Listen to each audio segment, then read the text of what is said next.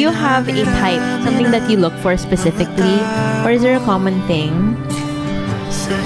Someone na who takes care of you. Kasi I feel like all my life, may tinitake care ako. I love taking care of people. Pero Okay. sometimes, sino mag-take care ng mga things? Oo, ikaw naman, baby. Oo, Yeah. diba? Gusto ko rin maging baby. I Said want na. someone na parang inaalagaan ka, aalagaan ka. Brent, alagaan mo si Mika, no?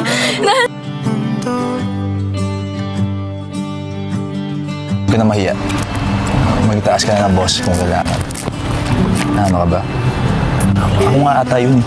Hindi, natakot ako eh. Takot sa kanila? Eh, maintindihan nila yan na ikaw ang leader. Baka magkamali ako. It's part of it. Naiyak ako rin ko eh, sa lala niya. Meron pag-usapan. Ay, partner. I guess I would say before, yung difference lang talaga namin, she was full of self-doubt. I was full of self-assurance. But gradually, na-work on niya yun. Kaya when she started trusting herself, that's when I started trusting her too. Yung second week pa lang, may mag-lose kami ng Inka. Iyak siya naiyak nun. Tapos nung malalaman namin na hindi na kami may mag-duo, mas umiyak pa siya lagi.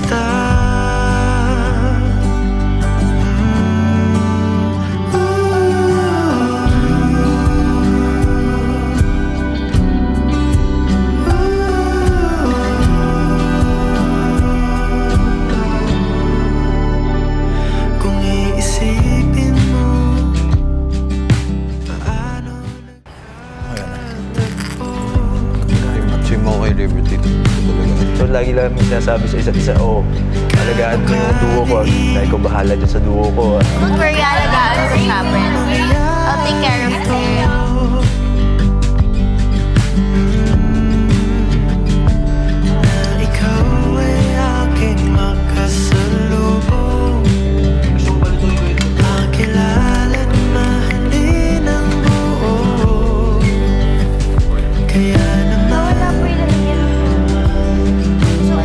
Wait lang. Napagugas kita. Hindi na, wag na. Okay lang.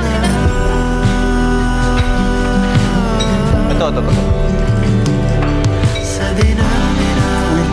Ikaw mo na, kilala kita. Ilan mo yan. Siraan mo yan. Sa final form. Hindi ko po. Ikaw na. Ready? Ano product mo? Wala. Please. Please.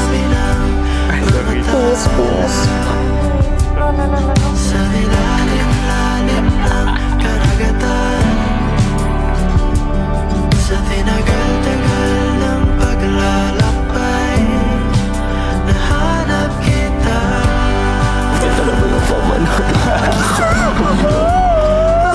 Kuya si Brent, naging comfort person ko po siya dito sa bahay.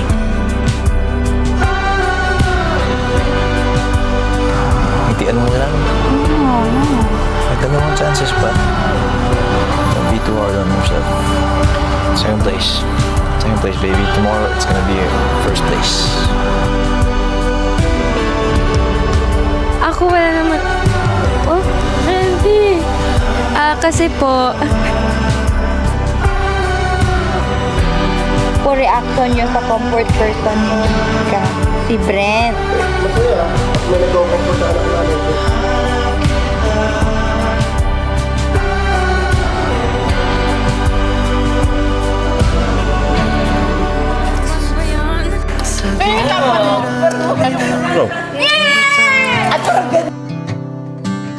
Sa hinapahaba ng panahon,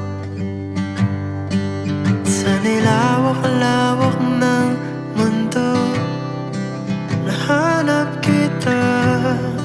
I really wanted to make it special for her since it's the first time attending the gala, and sobrang actually kasi si Mika sa pag-attend ng events, and so yun, I wanted to make it extra special for her. Marami nang hinaharap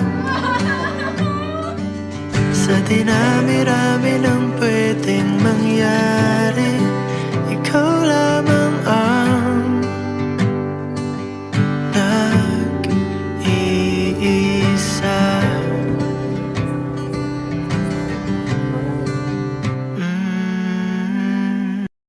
nahanap na ni Mika si Brent.